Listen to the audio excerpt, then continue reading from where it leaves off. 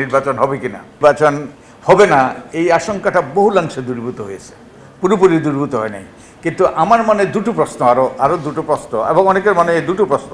একটা হলো নির্বাচনটা সুষ্ঠু নিরপেক্ষ হবে কিনা, এবং নির্বাচন একটা প্রক্রিয়া, কতগুলো ধাপ আছে, সেই ভোটার তালিকা থেকে সেই নির্বাচনী ফলাফল ঘোষণা পর্যন্ত এবং নির্বাচনী বিরোধগুলোর মীমাংসা পর্যন্ত এই পুরো প্রক্রিয়াটা কারসাজিমুক্ত এবং স্বচ্ছ হয় কিনা তার উপর নির্ভর করবে সুষ্ঠু নিরপেক্ষ নির্বাচন এবং পক্ষপাতদুষ্ট ওই যে নিরপেক্ষভাবে এগুলো পরিচালিত হয় কিনা। তো এই ক্ষেত্রে আমরা নির্বাচন ব্যবস্থা সংস্কার কমিশনের পক্ষ থেকে অনেকগুলো আমরা এই এত মোটা একটা সুপারিশ করেছি, এবং শুধু তাই নয়, আমরা সবগুলো আইন কানুন বিধিবিধানের খসড়া করে দিয়েছি, একবারে খসড়া করে দিয়েছি। যেমন এই আরপিওতে কী কী পরিবর্তন করতে হবে সেই খসড়াও করে দিয়েছি। তা আমি যেমন এই যে রাষ্ট্র সংস্কার বা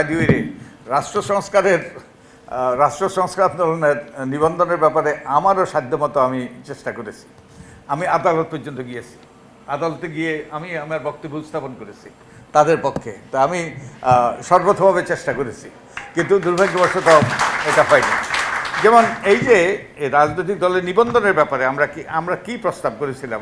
এখন রাজনৈতিক দলের নিবন্ধনের জন্য যেই শর্তগুলো আছে এগুলো আমাদের কাছে মনে হয়েছে অত্যন্ত কঠোর, এগুলো আরও শিথিল করা দরকার। যেমন কতগুলো জায়গায় এই যে তাদের কমিটি থাকতে হবে, কতগুলো জেলায়, কতগুলো উপজেলায়, তো এগুলো আমরা আরও শিথিল করেছি। যেমন আমি এটা পড়ে শোনাচ্ছি।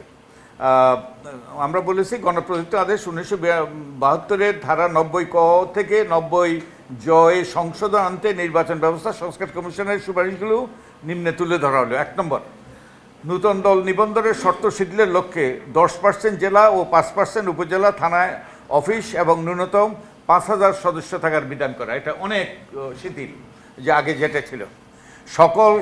দলের সকল সদস্যদের তালিকা প্রস্তুত তা ওয়েবসাইটে প্রকাশ করা। 3, আরপিওর 12 ধারার অধীনে সংসদ সদস্য পদের জন্য অযোগ্য ব্যক্তিদেরকে কোনো নিবন্ধিত দলের সাধারণ সদস্য কমিটির সদস্য হওয়ার অযোগ্য করা, যাতে এই যে এখন যে দুর্বৃত্তায়িত সব দুর্বৃত্তদের আখ্যাস সেটা যাতে না হয়। আইসিটি আইনে সাজাপ্রাপ্ত সকল ব্যক্তিদেরকে ওই যে দলের যারা সাজাপ্রাপ্ত হয় তারা যেন অযোগ্য হয়। আন্তর্জাতিক, তারপরে দলের সদস্যদের গোপন ভোটে দলের স্থানীয় থেকে জাতীয় পর্যায় পর্যন্ত সকল কমিটি নির্বাচিত করা। তার মানে আমরা যদি দেশে গণতন্ত্র চাই, দলে গণতন্ত্র হতে হবে। ওকে। দলের সদস্যদের গোপন ভোটে প্রতিটি নির্বাচনী এলাকা থেকে সকল সংসদ নির্বাচনে প্রতিনিধিদের জন্য 3 জনের একটি প্যানেল তৈরি এবং তা থেকে দলীয় মনোনয়ন প্রদানের বিধান করা, যাতে এই যে আপনারা যারা দলের সদস্য আছেন তারা ঠিক করবেন এবং 3 জনের প্যানেল থেকে মনোনয়ন দেওয়া হবে। এবং এটা কিন্তু এই প্রস্তাব আমরা করেছিলাম 2008 সালে, এবং সেটা আরপিওতে অন্তর্ভুক্ত হয়েছিল। কিন্তু এরপরে যখন সংসদে যায় ওই যে ওটা অনুমোদন করার জন্য সংসদের অধিবেশন, এটা পরিবর্তন করা হয়।